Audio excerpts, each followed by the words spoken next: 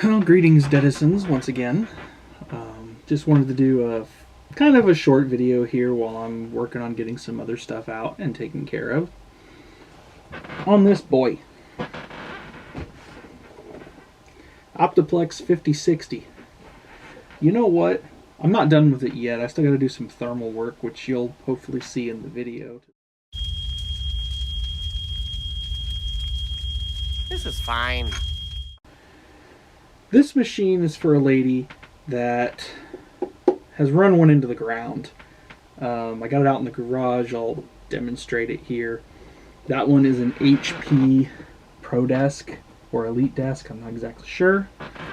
That has been run ragged. And it was time for an upgrade for her to get her off of the Intel second generation processor specs, I guess, over on the side. But it was time. It was time. She'd already smoked the graphics card in the machine, and I put in a GT710. And two of the, I think they're 50-pin Molex or 60-pin. I'm not exactly sure what that standard's called. I mean, correct me in the comments if I'm wrong there. I know it sounds like the power supply standard, but there is another standard that is semi-related to that. I'll put it this way, things are already falling to their doom. The graphics card looks like this. What? What the fuck? So you tell me what the rest of the computer looks like.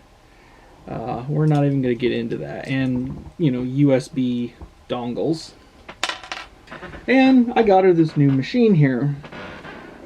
I picked this up off of eBay for about $100. It came with 8 gigs of RAM and a 128 gig SSD. And I ended up just pulling the SSD, pulling out the RAM, and matching that RAM with the 8 gig stick I already had. So we could have 16 gigs of RAM in here. This is a Intel 8th generation Core i5, and specs again off to the side, to be fair. Should be more than enough system for her. And I even bought a adapter from DisplayPort so she can use that. She's not really a gamer or anything, so I even installed her a Wi-Fi card so she can have Wi-Fi and Bluetooth built into the computer. Does not have an optical bay. It takes a slimline DVD drive. I'm going to let it go like that because I don't think she uses DVDs, but if for whatever reason she does and asks about it, well, this just punches out and it's quite no big deal. Beyond that, I don't have a ton to say about this thing. Like I said, it's a pretty simple modular design. Even in my recollections of taking it apart and so on, it's literally a blue switch, pull and go. The drive, you know, pops right out. The SSD caddy is just for the 2.5 inch or 3.5 inch, just as a quick release. It does take an NVMe on the board. We didn't go that route here, and there's a reason for that. I simply did not want to go out and buy an NVMe drive for her. She already has a 500 gig SATA SSD. Sure, you're kneecapping the machine, but future improvement. The SSD ever has a problem or she ever fills it up, which she won't, trust me. She only has like 20 gigs of data on this machine. So even 500 gigs excessive, which is also why I didn't want to bother with it. Should be good for her. What you'll probably be seeing right now is a cut of me taking this thing apart and showing you all these fun features and doing the thermal paste, which is its own thing. This thing needed a thermal job. I went ahead. It's already set up. Her data's already moved over. That's why this video is less about the machine and more about kind of the topic at hand, because this machine originally had a much different purpose, and I can explain. So we had discussed this at some length between my wife and I about getting this gal, her friend, a new machine, because the old one was just in tatters. And in this case, it blew a power supply fan. I'll try to see if she still has the pictures of the machine giving her the warning, but suffice to say, it's dead, Jim. He's dead, Jim. We had talked at length about potentially converting her to Linux, knowing Windows 11 is coming, knowing Windows 10 is leaving support. And I know for a lot of people you might look at me and go, well, Joe, you're all about Linux. You're right, I have a lot of Linux around me. I still use Windows at work. I still use Windows to some degree in a few places. I have a dual boot for a couple games. My wife still needs it for the Cricket software, which was another consideration with this machine. And it's kind of one of those things where I would have happily converted her, because she doesn't do anything on the PC tower that would deem using Windows. And I even had Ventoy ready to go and was ready to do it. I had backed up her data, it needed a reinstall. For lack of a better term, something was wrong with the master boot record on the original SSD that resulted it being corrupted. Probably was mid-Windows update when the power supply fan went out, and it corrupted the BCD store, which is kind of where it stores the master boot record for the disk. And I couldn't open I couldn't open the master boot record or the BCD. I tried multiple times. I tried multiple recovery medias. I tried with Ventoy, without Ventoy. The disk was just broken in that regard. The SSD is fine. It's just Windows was broken in a way that I couldn't fix.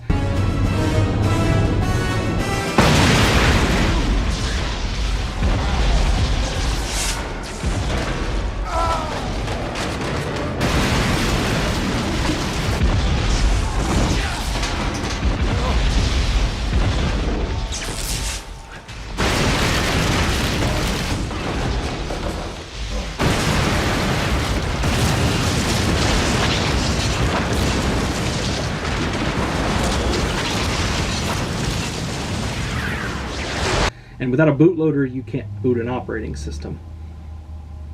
So we had talked about Linux, and I did initially boot the machine up with a Mint USB to test everything, make sure it all worked. And at the last moment, we caved. And there's a reason for that. She needed a couple pieces of software that kind of lock you into Windows. Kind of boils back to she's not super tech savvy, and I want to say that in the nicest way possible. She knows a lot about project management. She knows a lot about managing finances and whatnot, much like my wife. But unlike my wife, she just doesn't know or care about technology. It just needs to work, which is why she was running on this old machine she paid for.